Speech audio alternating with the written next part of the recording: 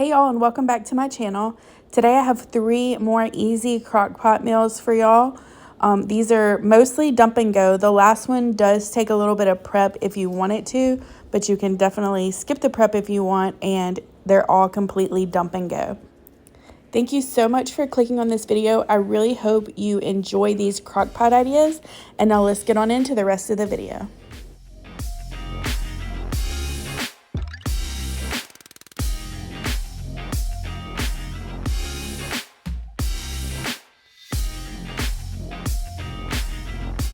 Okay, first up we have this French onion chicken and vegetables, and this was so delicious. This is the first time I've ever tried this recipe. I saw it on TikTok, and I will have the TikTok linked below.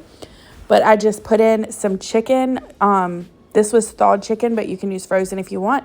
And then over the chicken, I put half a bag of Lipton onion soup mix. And then I just roughly chopped some russet potatoes. I'm sure any kind of potato would work. We just really like russet potatoes. And I left those pretty large, as you can see.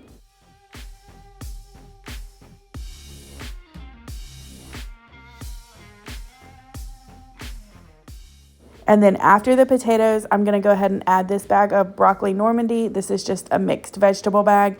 It had all frozen in one solid block, but it was okay. And then I just topped it with the rest of that onion soup mix and then about half a stick of butter.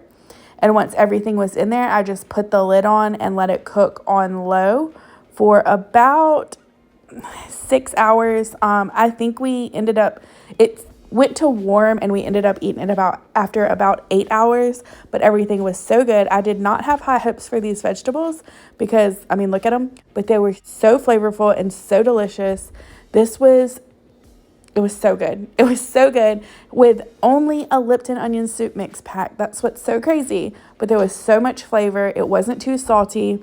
Everything was so delicious.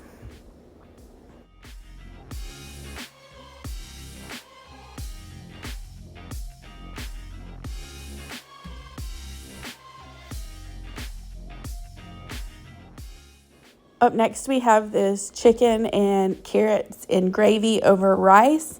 And I'll be honest, I started cooking this chicken for chicken and dumplings, but once it came time for dinner, I was just not about the dumpling life. So I just made some rice and turned the juice into a gravy, and it was so good. So I'm just starting out by putting onion, some celery, and some carrots. My refrigerator is like jacked up right now, and it keeps freezing everything. So these carrots were a little frozen together, but we have remedied the situation. Refrigerator is okay. Carrots thawed out. Everything turned out okay.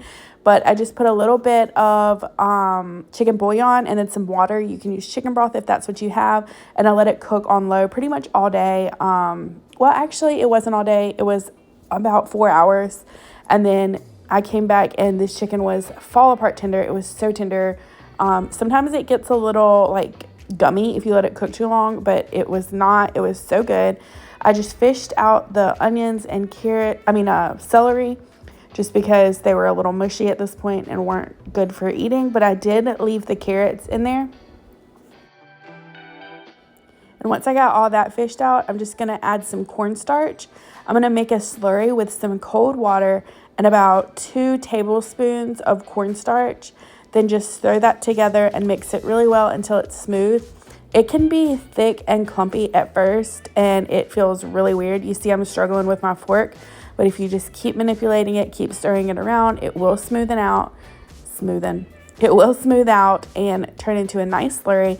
And this is what's going to thicken your sauce or gravy. And just stir it on in. You want to move it around for a little bit so it doesn't clump back up, and then just keep it on heat until it slowly starts to thicken. So I did a little taste test with a clean fork, and it did need a little more chicken stock. So I just added in my chicken bouillon and then some water just to thin it out a little and give it a little bit more flavor. And then it turned out perfectly. After that, I just got some rice on a plate and ladled that chicken and gravy over the rice. And this was so easy and so simple. Other than the cornstarch and the rice, it's just a dump and go meal. It was super easy, and I love coming home to a hot meal like this.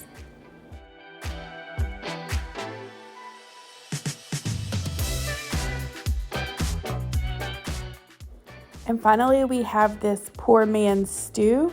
It's like beef stew, but it uses ground beef instead of stew meat, so it's a little bit cheaper. You can totally skip this step, but I really highly advise browning your ground beef in a skillet before you add it to your crock pot. It adds so much flavor, and you can season the meat as you cook it. But I always do this. I'm just seasoning it with salt, garlic powder, onion powder. I did put a little black pepper. I don't think I showed it, but I let it go a pretty long while until it gets some good color on the meat.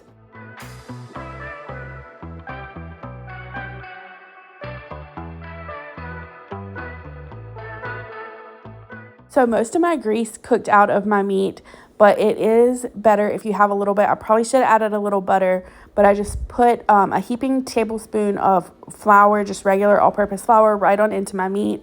And I'm going to stir that around. This is what's going to thicken the juices in the stew and give it a nice consistency. I'm just scraping up all the little bits off the bottom of my pan right here so nothing burns.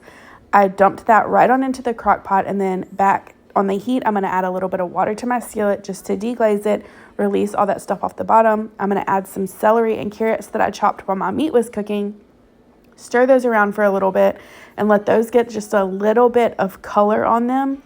And then I'm going to add some butter, just again to aid in the coloring, and it adds a really nice flavor, gives it a little bit of fat so they can saute.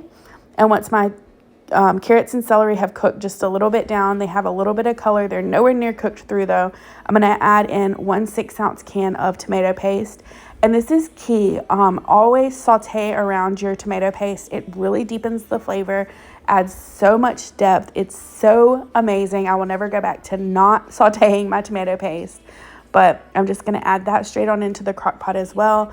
And then I'm going to add 2 cans of new potatoes. I totally cheated and added the canned potatoes.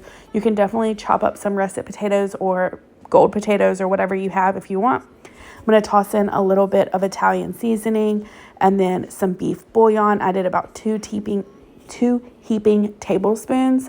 And then I'm going to add in 1 can of water. The water is just, you kind of want to make sure that it's mostly covered. You don't want to add too much, but you do want enough liquid that everything is sitting in the liquid and cooking through. And then you're going to cover it and cook it. I did mine on high for about 4 hours. You do want to let it go a little bit longer if you are using fresh potatoes. And then I'm just going to ladle that over rice.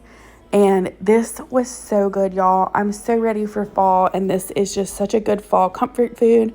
But like I said earlier, if you want to skip the browning steps, you can just dump everything on into the crock pot and let it go. But I really think browning everything adds so much flavor.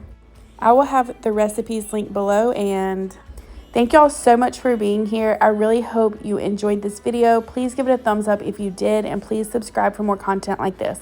Thanks again. Bye.